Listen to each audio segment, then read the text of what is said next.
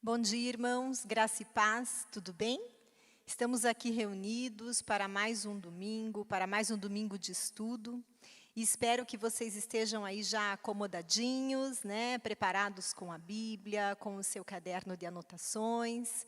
Aqueles que já têm acesso ao QR Code, é sempre o mesmo, o link para ter acesso às aulas, senão daqui a pouquinho nós já vamos compartilhar e assim vocês podem acompanhar também o nosso estudo. Vamos orar? Amado e maravilhoso Deus, obrigada por essa manhã tão linda, Senhor.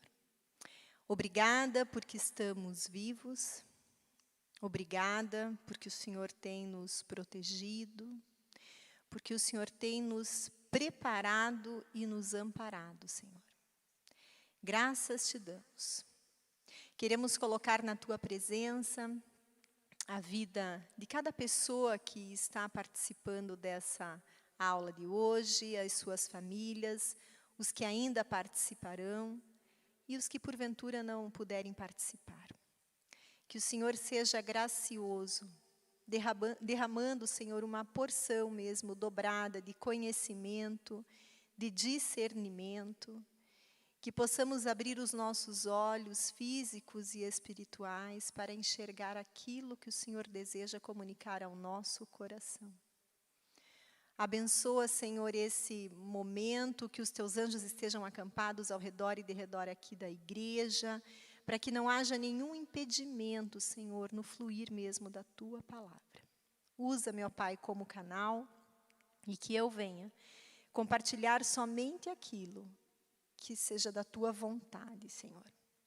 Acalma toda e qualquer ansiedade, lança fora, Senhor, tudo aquilo que não vem e não provém de ti.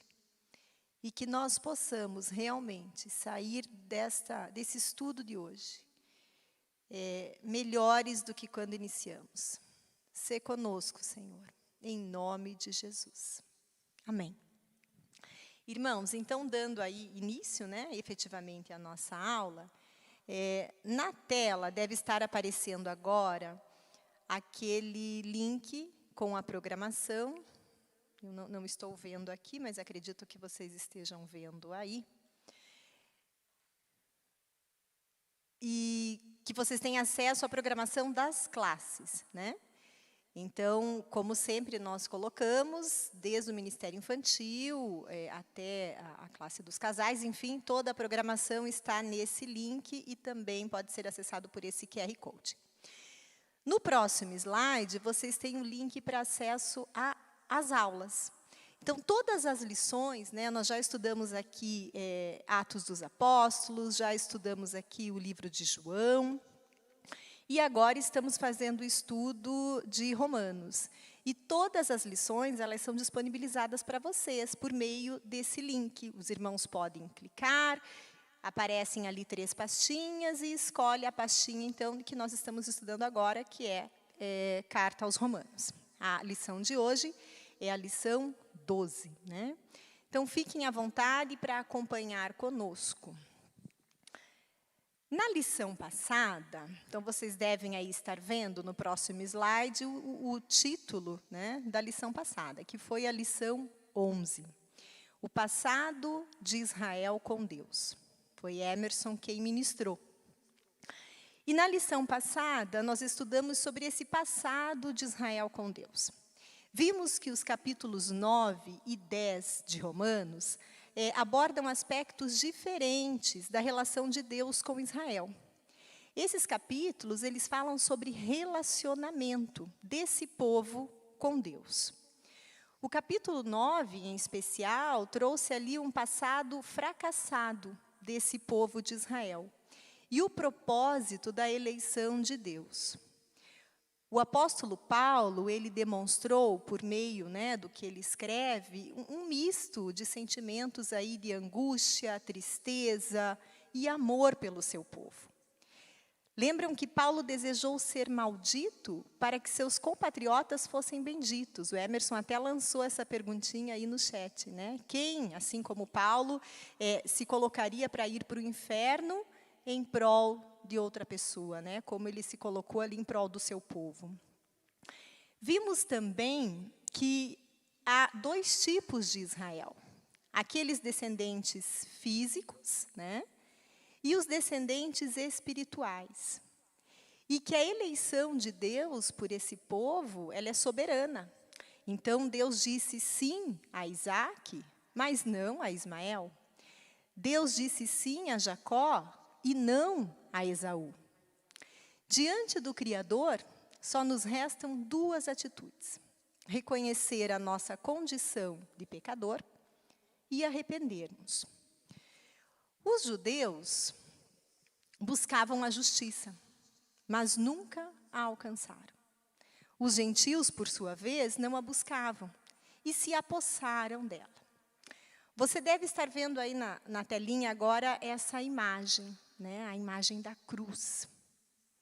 Eu gostaria de que os irmãos pensassem um pouquinho como você se relaciona com a cruz. O que ela representa para você? Qual é o significado, né, desse símbolo, dessa simbologia, de toda essa mensagem que a cruz traz? Segundo John Stott, nós temos duas opções: confiar naquele que se sacrificou por nós, fazendo dele nosso alicerce, construindo nossas escolhas e nossa vida sobre esse fundamento de tudo que a cruz representa, ou tropeçar no que esse sacrifício representa, cair e, obviamente, machucar-se. Eu lembro-me que, em outra fase da minha vida, eu olhava para essa cruz e não era uma cruz assim vazia, né? Nela havia um Cristo pendurado. E eu pensava assim no sofrimento, tinha uma compaixão. Eu sempre tive essa relação assim com Jesus, né? De, enfim, o respeito e entender tudo que ele fez.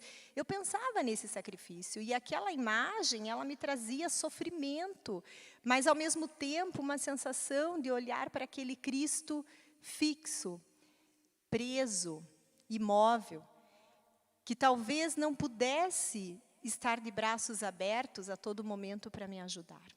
Era essa a visão que eu tinha. A partir do momento que as minhas escamas, né, caíram dos olhos, e eu passei a enxergar essa cruz de uma forma diferente, da forma como os irmãos estão vendo aí. Vazia, expressando, sim, o sofrimento de Cristo, o sacrifício, mas principalmente expressando amor e oportunidade. Foi por intermédio desse sacrifício, do que essa cruz representa e da revelação do que de fato ela significa na minha vida, que eu enxerguei isso como uma oportunidade. E aí essa imagem, né, da cruz, como se Cristo estivesse com os braços abertos, dizendo: vem, eu estou aqui, eu te recebo, eu te acolho, eu te perdoo, eu te limpo, eu te curo, eu te restauro. Então, quando eu vejo para a cruz, tudo isso vem à minha memória: restauração, perdão, amor, aconchego, acolhimento, aceitação, tudo que é bom, né? E essa foi a oportunidade, obviamente, dada a mim, mas dada a você também. A oportunidade de sermos salvos. E aleluias a Deus por isso. Mas é fato que nós temos de pensar nesse relacionamento com a cruz. Eu imagino que algumas coisas tenham passado pela sua cabeça durante o momento aí que fizemos essa reflexão, né? E é importante que a nossa lição de hoje seja permeada pela resposta que você deu a essa pergunta. O relacionamento que você tem com a mensagem da cruz. Muito bem.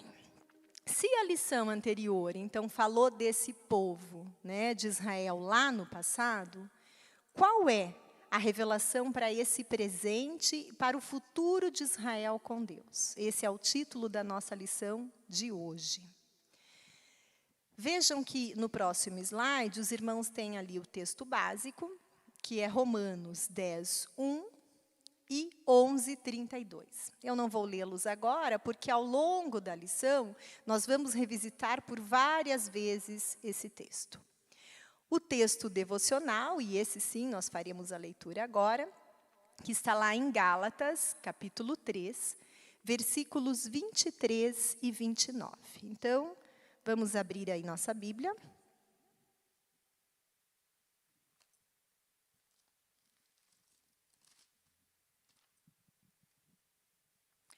Gálatas 3, do 23 ao 29. E diz assim: Mas, antes que viesse a fé, estávamos sob a tutela da lei, e nela encerrados, presos, para que essa fé, que de futuro havia de revelar-se. De maneira que a lei nos serviu de aio para nos conduzir a Cristo, a fim de que fôssemos justificados pela fé. O aio era uma espécie de disciplinador, de professor, de apoio à criança, ao jovem, para que ele fosse orientado, para que ele fosse disciplinado mesmo. Então, veja que de maneira que a lei nos serviu de disciplina, de correção, para nos conduzir a Cristo, a fim de que fôssemos justificados por fé. Mas, tendo vindo a fé, não permanecemos subordinados ao aio, ou seja, a essa disciplina.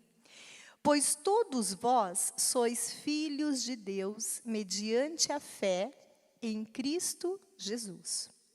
Porque todos quantos fostes batizados em Cristo, de Cristo vos revestistes. Dessarte não pode haver judeu, nem grego, nem escravo, nem liberto, nem homem, nem mulher, porque todos vós sois um em Cristo Jesus. É maravilhoso, né, esse versículo, porque mostra exatamente assim, Jesus não faz a acepção, né? Somos todos um nele. E se sois de Cristo, também sois descendentes de Abraão e herdeiros segundo a promessa. Então, esses versículos que eu li, né, de Gálatas 3, 23 a 29, mostra justamente aí a tutela da lei para nos conduzir a Cristo. O versículo-chave dessa lição está lá em Romanos 10, 9. E esse versículo é um dos tantos que precisam estar aí cravados na nossa memória e no nosso coração. Se, com a tua boca, confessares Jesus como Senhor, e em teu coração creres que Deus o ressuscitou dentre os mortos, serás salvo. Então, vejam aqui, eu até destaquei algumas expressões interessantes da passagem, né? O se, que é uma palavra que indica uma condição, alguns caminhos para que isso possa acontecer, para que essa condição deixe de ser condição e realmente se concretize. Então, se confessares Jesus como Senhor, de que forma? Com a tua boca. Então, não é o teu irmão confessar Jesus em teu lugar. É você mesmo, eu e você, fazermos isso. E se em teu coração creres que Deus o ressuscitou, então eu preciso ter uma atitude de confessá-lo e de crer no meu coração. Quando fala de crer com o coração, envolve, sim, a emoção, né? Envolve todo esse sentimento que está ali dentro do nosso coração. E aí, sim, se tudo isso for feito, vem, então, o que vai acontecer, né? Será salvo. Mas vejam que tudo perpassa pela condição. Esse é o nosso versículo-chave. Qual é, irmãos? Vamos lá, pensar um pouquinho acerca de duas questões. Qual é o papel, a primeira pergunta, do crente na salvação das pessoas? Nós estamos estudando sobre Paulo. Paulo foi considerado o apóstolo dos gentios, né? Justamente aquele que veio para trazer os que estavam aí perdidos junto de Cristo. Qual o papel do crente, assim como Paulo? Qual o papel da Meire? Qual o teu papel na salvação das pessoas? O que Paulo deixou, uma segunda questão, como exemplo a ser imitado? Nós estamos estudando há algum tempo, veja, hoje é a lição 12, significa que nós estamos há 12 domingos, né? Aí há 3 meses, estudando sobre o livro de Romanos, que versa sobre todo esse relacionamento de Paulo com Deus, com Jesus, com o seu povo. O que nós aprendemos de tudo isso?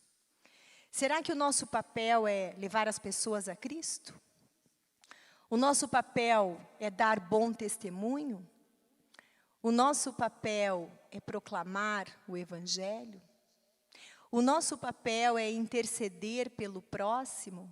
Durante esse período em que estamos vivendo, né, o nosso grupo ali de oração pelos enfermos, acho que nunca esteve tão agitado, porque todos os dias chega um pedido novo, a todo momento um pedido novo de oração. E quando esse pedido chega no grupo, o que essa pessoa que enviou o pedido espera? Que mais alguém, mais um justo, se una a ela nessa intercessão, por essa vida, por essa pessoa. Então vejam que há toda uma entrega, há todo um relacionamento aí de confiança, né? Eu vejo que esses grupos de oração, o momento em que vocês ligam aqui para a igreja, pastor, ora por mim, pastor, ora por essa pessoa. Quando nós fazemos esse pedido, é porque há um relacionamento baseado em confiança. Na confiança de que essa pessoa vai se unir a você na intenção de falar com Deus, de buscar uma resposta, de interceder. Então, penso que tudo isso e muito mais, talvez outras coisas que estejam aí passando pela cabeça de vocês, fiquem à vontade para compartilhar no chat aí se desejarem, mas tudo isso envolve o nosso papel na salvação das pessoas. Nós não podemos fazer a oração que acabamos de ler ali no versículo-chave, Romanos 10, 9, no lugar delas. Porque a palavra é muito clara, se com a tua boca. Mas nós podemos ser canais. Muito bem. Depois de tratar do passado de Israel e ter discorrido sobre a incredulidade dos israelitas, o apóstolo Paulo se volta para o presente e manifesta a própria esperança de que o povo ainda ouça e creia no Evangelho. Daí o porquê da sua oração inicial. Lá no capítulo 10 de Romanos, versículo 1, em favor dos judeus. Olha aí, ó, está na sua tela. Irmãos, o bom desejo do meu coração e a oração a Deus por Israel é para a sua salvação. Então, se no capítulo 9, né, se naquele passado de Israel com Deus, Paulo estava num misto ali de sentimentos, de angústia, de desespero, o que vai ser desse povo? Eu me coloco no lugar deles, Senhor, para que eles sejam salvos. Vejam que agora ele continua com esse pedido, né? Mas muito mais intercedendo a Deus aí por esse povo, o bom desejo do meu coração e a oração é para que Israel seja salva. No capítulo 10, Paulo enfatiza a nossa responsabilidade humana, né? A nossa responsabilidade enquanto homens e mulheres de se envolver. Essa responsabilidade, ela envolve a compreensão do Evangelho, a proclamação desse Evangelho e a resposta de fé. Vejamos cada uma, né, dessas responsabilidades que nos é atribuída por meio aí do que é mencionado no capítulo 10. Romanos 10, do 5 ao 13. Então, vamos ver lá o que está escrito. Romanos 10, do 5 ao 13. Diz assim. Ora, Moisés escreveu que o homem que praticar a justiça, decorrente da lei, viverá por ela. Mas a justiça decorrente da fé, assim diz: Não perguntes em teu coração, quem subirá ao céu? Isto é, para trazer do alto a Cristo. Ou, quem descerá ao abismo? Isto é, para levantar Cristo dentre os mortos. Porém se diz, a palavra está perto de ti, na tua boca e no teu coração. Olha lá, de novo, se com a tua boca confessares e creres no teu coração. Isto é, a palavra da fé que pregamos. E aí vem o versículo 9, que é justamente o que lemos há pouco. Por quê? Versículo 10. Com o coração se crê para a justiça. Vejam que o versículo 10, ele explica por que eu preciso confessar com a minha boca e crer com o coração. Porque com o coração se crê para a justiça. E com a boca se confessa a respeito da salvação. Porquanto a Escritura diz, todo aquele que nele crê não será confundido, pois não há distinção entre judeu e grego, uma vez que o mesmo é o Senhor de todos, rico para com todos os que o invocam, porque todo aquele que invocar o nome do Senhor será salvo. Como, porém, invocarão aquele em que não creram? E como crerão naquele de quem nada ouviram? E como ouvirão, se não há quem pregue? E como pregarão, se não forem enviados? Como está escrito, quão formosos são os pés dos que anunciam coisas boas. Então, a responsabilidade pela compreensão do Evangelho, ela é minha e é a sua, de termos o entendimento da mensagem da salvação, de termos o entendimento da justificação, de termos o entendimento da lei. O sacrifício não anula a lei. A responsabilidade da proclamação do Evangelho, eu já li ali na sequência, né, li até o 13, mas coloquei o 14 e 15 no pacote. Sim, temos de proclamar esse Evangelho. Quão formosos são os pés dos que anunciam coisas boas. E a resposta da fé. Olha lá, versículos 16 ao 21. Mas nem todos obedeceram ao Evangelho, pois Isaías diz, Senhor, quem acreditou na nossa pregação? E assim, a fé vem pela pregação, pelo ouvir, e a pregação pela palavra de Cristo. Mas pergunto, porventura não ouviram? Sim, por certo.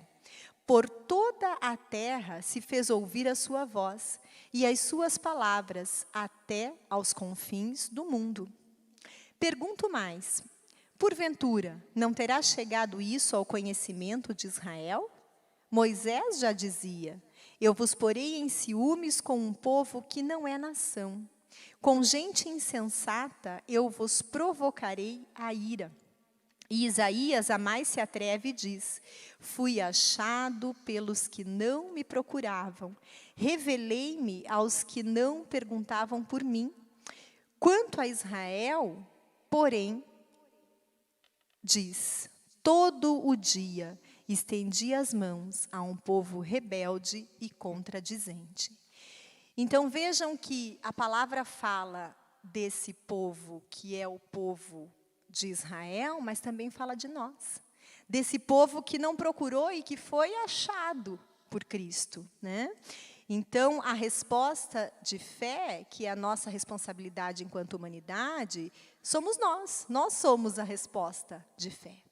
Então, 3 são aí as nossas responsabilidades. A compreensão do Evangelho, a proclamação desse Evangelho e de sermos, de fato, uma resposta de fé, de darmos aí o bom testemunho, né? Nenhum esforço humano pode salvar ou colocar o ser humano em estado puro diante de Deus. Em Efésios 2, do 8 ao 9, isso é confirmado. Porque pela graça sois salvos, por meio da fé. E isto não vem de vós, é dom de Deus. Não vem das obras, para que ninguém se glorie. Somos a resposta de fé. Somos parte desse povo que não é a nação. Paulo responsabiliza os próprios judeus pela rejeição a Cristo. Israel errou por ter desobedecido e ter se rebelado. A partir dessa reflexão e dessa conclamação, o apóstolo passa a tratar do futuro preparado por Deus a todos os homens por meio da salvação. Então vejam que durante a leitura desses versículos, nós falamos um pouco aqui do presente, e a partir de agora, Paulo se dirige então para esse futuro. E o que envolve, né, esse futuro? Vamos avançar aí mais um pouquinho. Primeiro tópico, Israel e a igreja, duas eleições. Nessas passagens bíblicas, nós temos contato com a postura de Israel. Vejamos aí como esse povo se comportou diante de tudo que foi oportunizado a eles, né?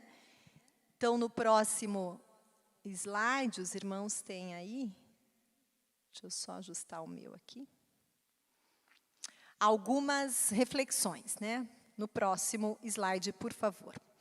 Então, primeiro tópico, não, volta um.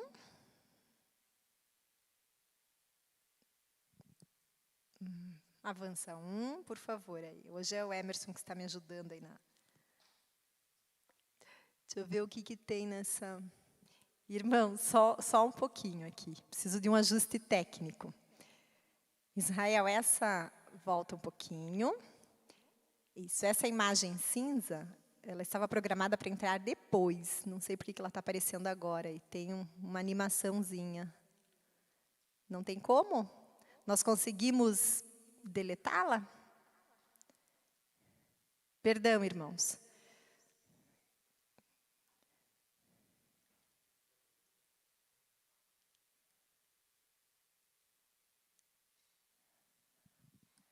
Isso, obrigada. Já conseguimos ali ajustar. Então, vejam, o tópico 1, né, falando ainda de Israel e a igreja, as duas eleições.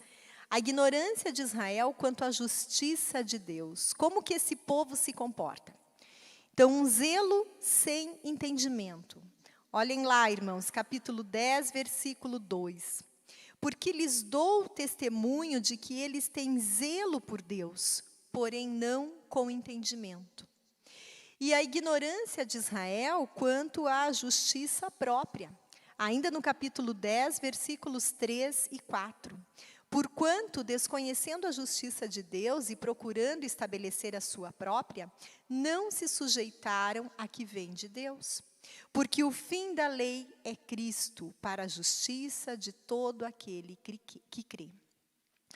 Quais eram as formas, né, alternativas aí de justiça que esse povo procurava empregar? Na verdade, há duas formas de justiça aqui. A justiça decorrente da lei e a justiça decorrente da fé. A intenção de Paulo né, nos levar aí a perceber que nós não somos capazes de salvar a nós mesmos. Lemos isso aí na passagem anterior, em Efésios. Precisamos reconhecer essa nossa fragilidade e a impossibilidade de alcançar a salvação por nós mesmos. Então, a justiça decorrente da lei, né? Em Atos 17:30 diz assim: o homem, na sua ignorância, tenta ser bom diante de Deus. Tenta buscar ser salvo pelos seus próprios méritos. Em Romanos 10:5, reforça também essa busca pela justiça, né, com as mãos humanas. Ora, Moisés escreveu que o homem que praticar a justiça decorrente da lei viverá por ela. O homem tenta ser justo diante de Deus, procurando próprios meios para alcançar essa salvação. Mas ninguém consegue. Romanos 3, versículo 9 até o 10, versículos 19 e 20, corroboram essa explicação. E a segunda é a justiça decorrente da fé. Olha lá Romanos 10, 6. Mas a justiça decorrente da fé, assim diz: não perguntes em teu coração, quem subirá ao céu. isto é, para trazer do alto a Cristo. A justiça decorrente da fé, ela vem por meio da pregação e da aceitação do Evangelho. E era justamente essa passagem que estava aí na apresentação, mas que, enfim, não sei o que foi que não deu certo, irmãos, mas é o que está lá no versículo 4, capítulo 10, versículo 4. Porque o fim da lei é Cristo, para a justiça de todo aquele que crê. E esse é mais um versículo que precisa estar aí cravado na nossa mente e no nosso coração. A justiça não cabe a nós, né? A justiça cabe a Deus. Não conseguimos pelas nossas próprias mãos, mas sim por intermédio dele. Muito bem.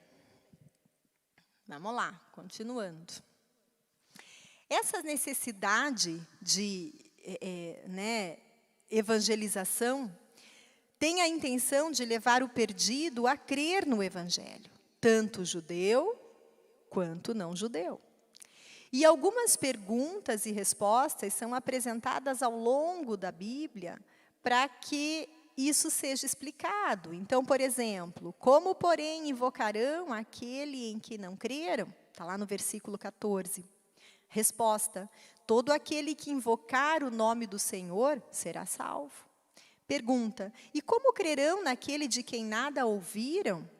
Todo aquele que nele crê não será confundido. E como ouvirão, se não há quem pregue? A palavra está perto de ti, isto é, a palavra da fé que pregamos. E como pregarão, se não forem enviados? Quão formosos são os pés dos que anunciam coisas boas. John Stott, ele sugere a inversão de alguns verbos usados aí por Paulo. E ele sugere a seguinte reescrita para os versículos 14 e 15 de Romanos 10. Cristo envia seus arautos. Os arautos pregam. As pessoas ouvem. Os ouvintes creem. Os crentes invocam. E aqueles que invocam são salvos. A necessidade de pregação e de pregadores do Evangelho é confirmada com base na Escritura. Romanos 10, 8, 17, 1 Coríntios 9, 16. E é essa lógica que Paulo defende de forma inflexível, né? Então, Paulo acredita que, sim, a oportunidade chegou para esse povo, que houve pessoas que levaram a palavra, mas esse povo se fechou. Olha lá, 1 Coríntios 9, 16. Porque se anuncio o Evangelho, não tenho de me gloriar, pois me é imposta essa obrigação. E ai de mim, se não anunciar o Evangelho. Então, essa missão, Paulo, traz aí para nós, mas essa missão é minha, essa missão é sua. Então, quando lá atrás eu fiz aquela perguntinha a vocês, qual o papel do crente na salvação das pessoas? Nós temos aí a missão de proclamar o Evangelho. Nós tivemos os olhos abertos, por Cristo, nos foi revelada essa verdade. E essa verdade, ela precisa ser levada a outras pessoas. Por meio do quê? Do nosso bom testemunho. Por meio do quê? Da palavra. Não sei o que falar para o meu irmão nesse momento em que ele está passando. Ministre a palavra. A palavra tem a resposta, Com certeza Deus vai aí direcionar uma palavra certa para aquele momento. Muitas vezes nós tentamos, por nós mesmos, buscar palavras certas para falar, e a palavra já está pronta, Basta aí que muitas vezes consigamos encontrá-la, pedir em Deus uma direção, e com certeza essa resposta virá. E assim, então, a nossa missão de levar aí esse perdido a crer no Evangelho. Essa é a nossa missão diária. A todo momento nós estamos em busca disso. E, de fato, isso nos foi comissionado, é a nossa responsabilidade. E o capítulo 10, ele se encerra com a passagem que nós já lemos, mas eu vou ler novamente, ela está aí na sua telinha, que é o versículo 21. que nos mostra a postura desse povo. Como que esse povo que ouviu, né? Como que esse povo que teve um testemunho, como que esse povo de Israel se comportou? Mas, a respeito de Israel, Deus disse: o dia inteiro eu abri os braços, pronto para receber um povo desobediente e rebelde. Então, qual a postura desse povo? Desobediente e rebelde. A rejeição de Israel, ela não foi total ou definitiva. E é esse o tema do capítulo 11, que nós vamos adentrar agora, que vai trazer um pouco, né, dessa visão futura de Israel. Essa aliança que é eterna. Que um dos nossos versículos-chave, ele estava lá em Romanos 1:32. E esse versículo, ele diz exatamente o seguinte, que é para essa segunda parte aí da aula. Romanos 11:32. Porque Deus a todos encerrou na desobediência, a fim de usar de misericórdia para com todos. Então, se a misericórdia é para com todos, com certeza é para esse povo de Israel também. Paulo aborda as implicações da desobediência desse povo de Israel. E ele começa com duas indagações. E a cada uma delas, ele mesmo rebate imediatamente com a mesma indignação. Paulo tem muito disso, né, nos seus escritos, a retórica. Pergunto, pois, acaso Deus rejeitou o seu povo? Está lá no primeiro versículo de Romanos 11. De maneira nenhuma. Novamente pergunto, versículo 11. Acaso tropeçaram para que ficassem caídos?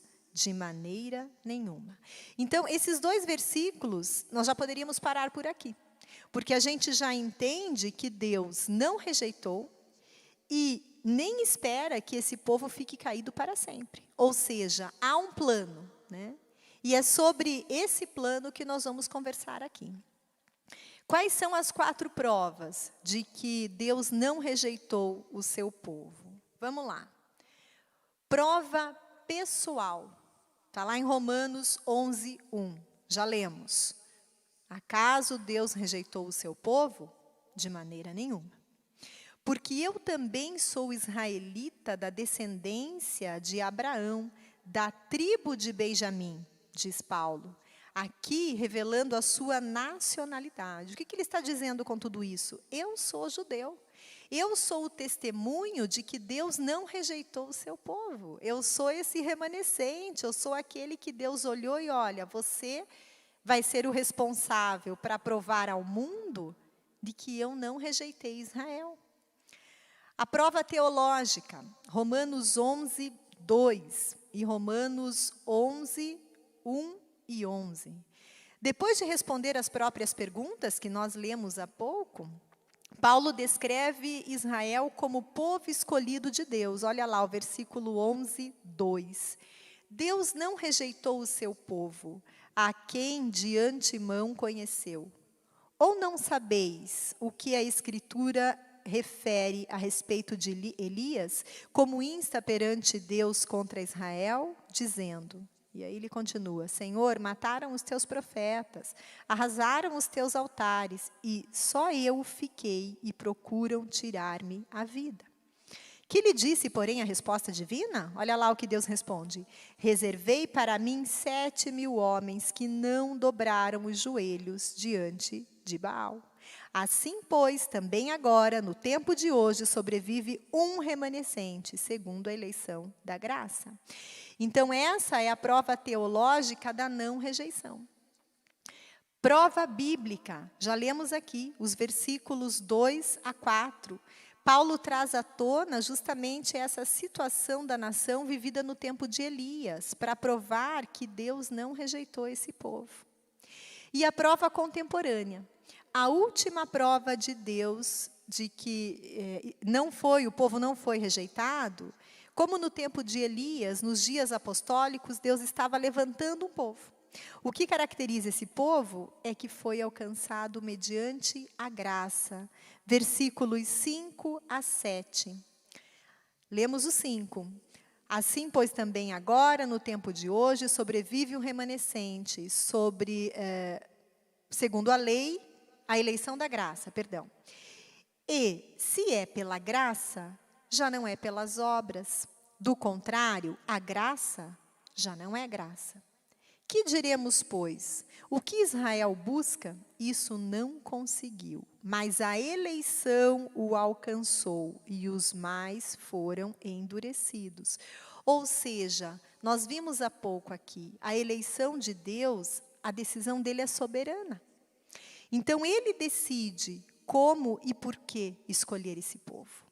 E ele escolhe Israel. Independente de Israel ter tentado agir com a justiça própria.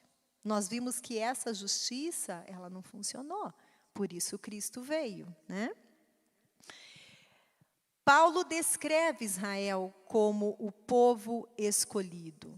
Se Deus não rejeitou o povo, portanto, significa que há o quê, irmãos? Olha só, uma palavra para o meu e para o seu coração. Sim, há esperança. Depois de argumentar que Deus não rejeita o seu povo, Paulo começa a tratar desse futuro da nação de Israel. Haverá esperança para ela?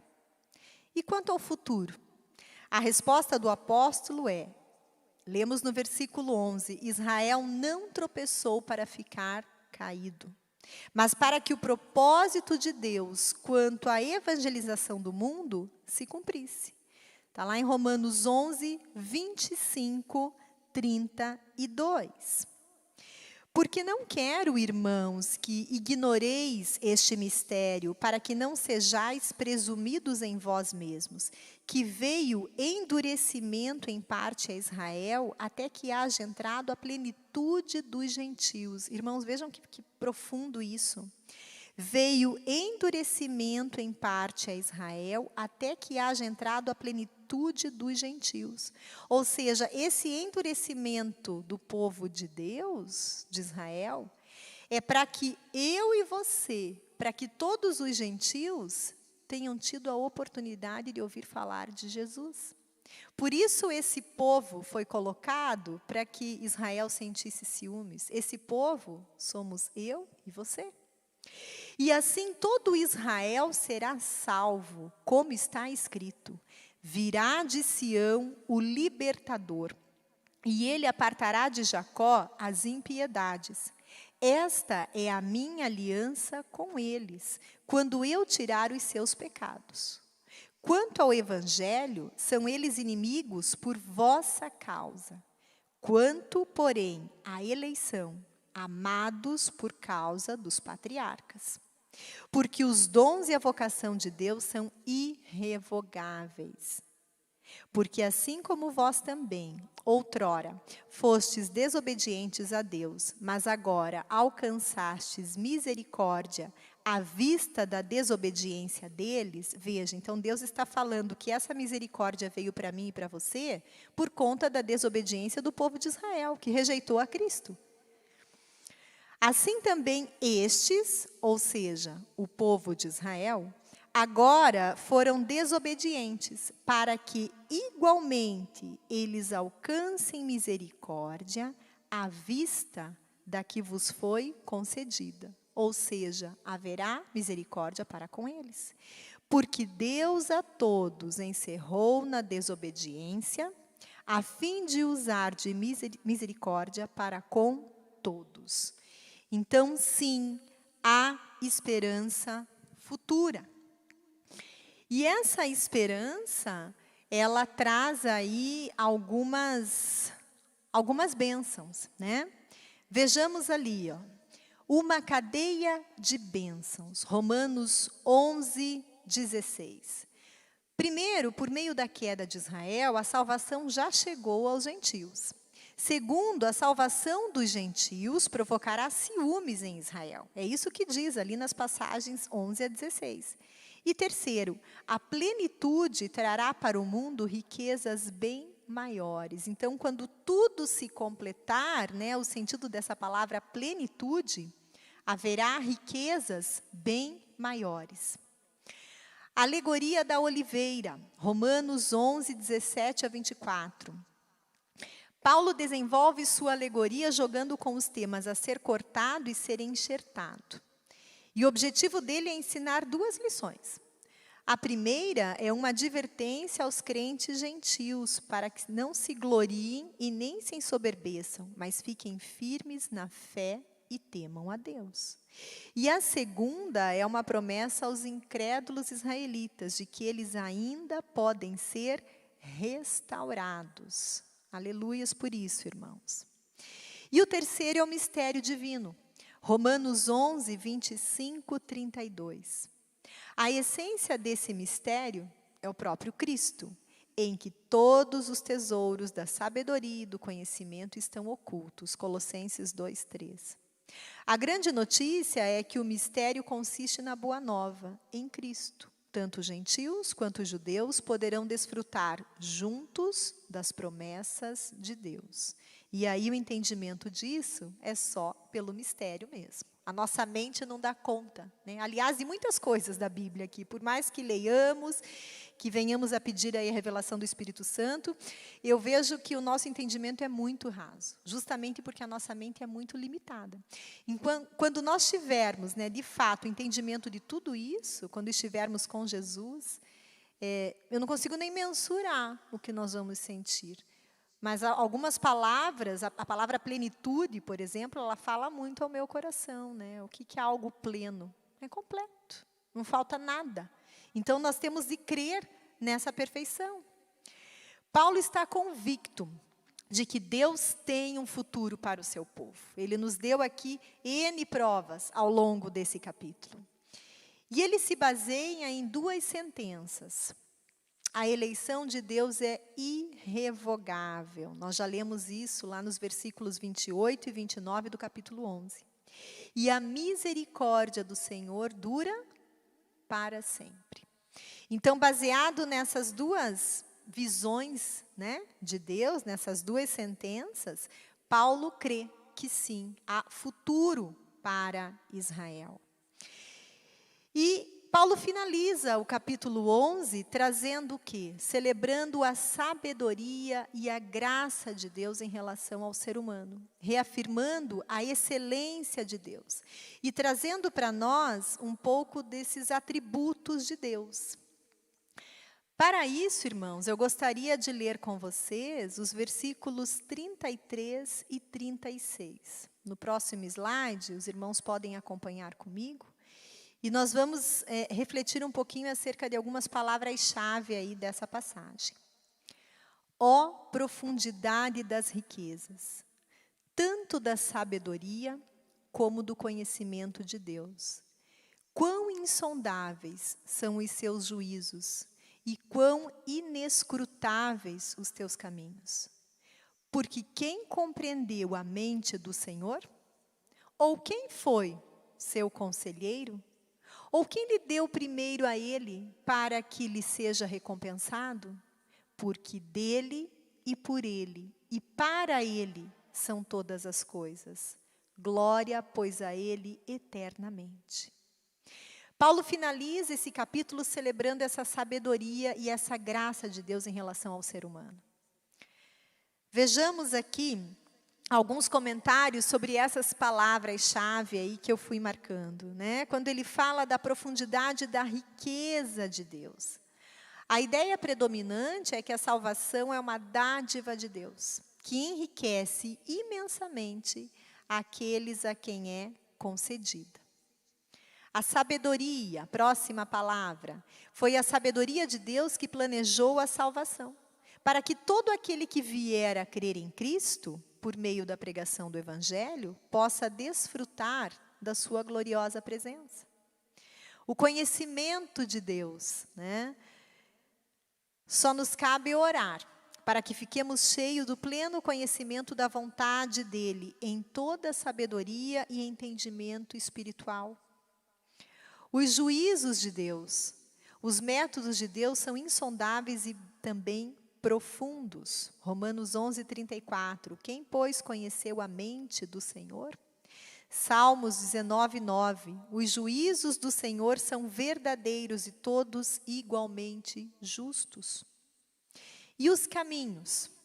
Os caminhos de Deus não são os caminhos dos homens, porém mais altos. É impossível para os homens compreenderem todas as decisões de Deus. A mente de Deus, a mente finita dos homens não pode sondar, perscrutar ou dar conselhos a Deus. Ele não depende de nós, mas nós dependemos dele. A glória de Deus, essa é a conclusão do apóstolo. Todas as coisas são de Deus. Todas as coisas vieram por intermédio de Deus e todas as coisas vão para Deus, pois a glória só pertence a Ele. A Ele todo culto, todo louvor, toda honra, toda adoração. Você já tentou compreender Deus alguma vez? Como pode, uma mente finita como a nossa entender? Os irmãos têm aí Deuteronômio 29:29 para leitura e reflexão acerca disso. Nós já estamos nos encaminhando para o final desse estudo. E eu espero que ao longo, de todas essas passagens bíblicas, o Senhor tenha falado contigo assim como falou comigo. Há esperança para esse povo. E nós somos responsáveis por isso também, por levar essa palavra, por levar esse evangelho, por dar esse bom testemunho. Veja a responsabilidade que está em nós, pela gratidão de tudo aquilo que o Senhor fez conosco.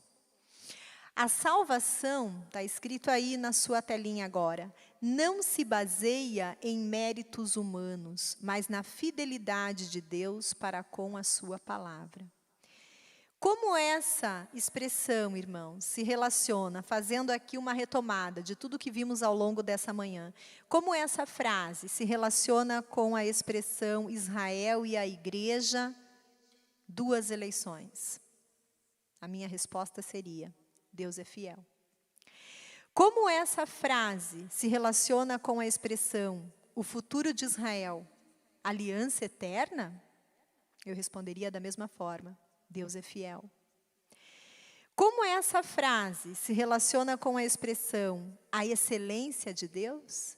E eu usaria da mesma resposta: Deus é fiel. Por quê?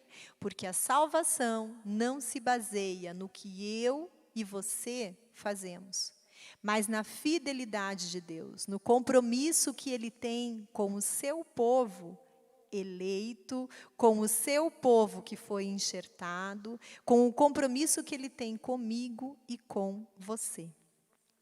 Devemos, portanto, entender e proclamar as verdades bíblicas. Quais são elas?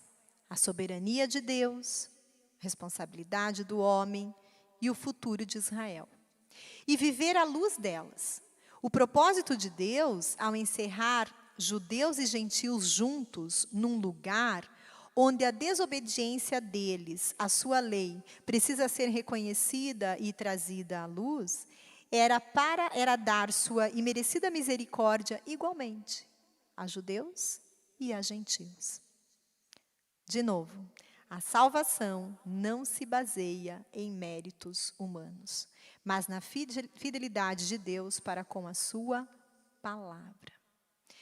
Irmãos, eu espero realmente que o Senhor tenha falado ao seu coração, assim como falou comigo, E mais uma vez, nós nos sentimos gratos, E eu não sei os irmãos, mas eu sempre tenho temor em relação a isso, de tamanha responsabilidade que está sobre as nossas vidas em proclamar esse evangelho e em levar a palavra com excelência, porque Deus tudo faz com excelência. Antes de orarmos, eu gostaria de passar aqui o vídeo do Ministério Infantil, porque logo mais começa a classe deles, e vamos ver, esse ministério que faz tudo com tanta excelência, de que forma que esse convite se chega para nós. Vamos lá, irmãos. Vem, está chegando o Natal, pois nasceu Jesus, o Salvador.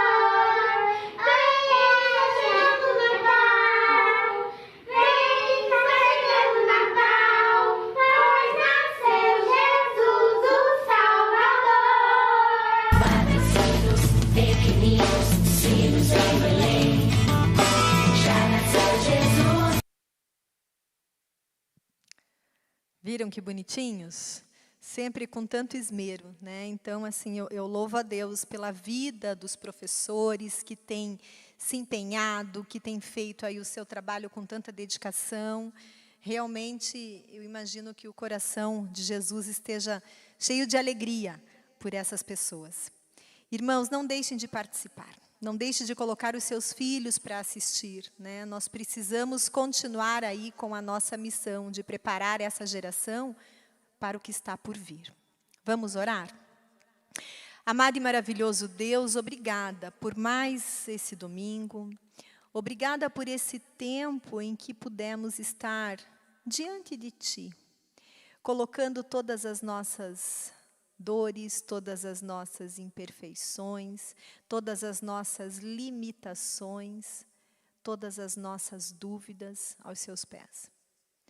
Muitas das dúvidas talvez não tenham sido esclarecidas durante a aula, mas Tu és aquele que pode esclarecer a todas as dúvidas.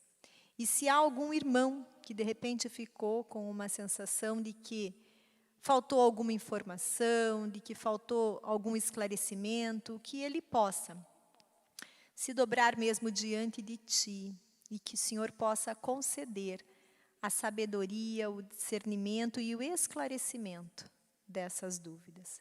Senhor, obrigada por esse povo que tem sido fiel mesmo, por esses irmãos que têm participado das aulas todos os domingos. Obrigada porque isso faz uma diferença tremenda, Senhor. Nós precisamos saber que há essa interação, é muito gostoso no momento em que vamos preparar as aulas, saber que sempre há um público fiel que está ali, pronto para participar, para interagir, para se preparar para essa grande missão que é proclamar o Teu Evangelho. Abençoa a vida desses irmãos, as suas famílias, que eles possam realmente, Senhor, ser revestidos de toda a armadura, que eles possam estar protegidos por Ti. Dai a eles, Senhor, autoridade, intrepidez, que eles possam falar, Senhor, da Tua palavra às pessoas que se achegarem a eles. Nós vamos vivenciar semana que vem aí a celebração do Natal e para nós isso é maravilhoso, porque nós celebramos o Teu nascimento. E sei que não vamos poder estar reunidos, né, com muitos dos nossos familiares pela situação que estamos vivendo, mas que possamos ter a ousadia de dar um telefonema, de mandar uma mensagem, falando do verdadeiro motivo do Natal. E que mais do que nunca, que essas pessoas possam se sentir representadas por Ti, Jesus. Obrigada, Pai, por essa igreja, pela liderança, por todas as pessoas que têm se envolvido para que essas aulas cheguem às casas. Abençoa cada um, Senhor, aos nossos pastores, às suas famílias. Obrigada, Deus, por esse ministério da Escola Bíblica Dominical. Em nome de Jesus é que oramos e agradecemos. Irmãos, continuem conosco, né? Vai passar aí o momento de festas, mas as aulas, elas estarão acontecendo e nós contamos com a participação de todos. Fiquem ligadinhos que logo mais aí teremos o nosso culto. Deus abençoe, um beijo grande e até a próxima.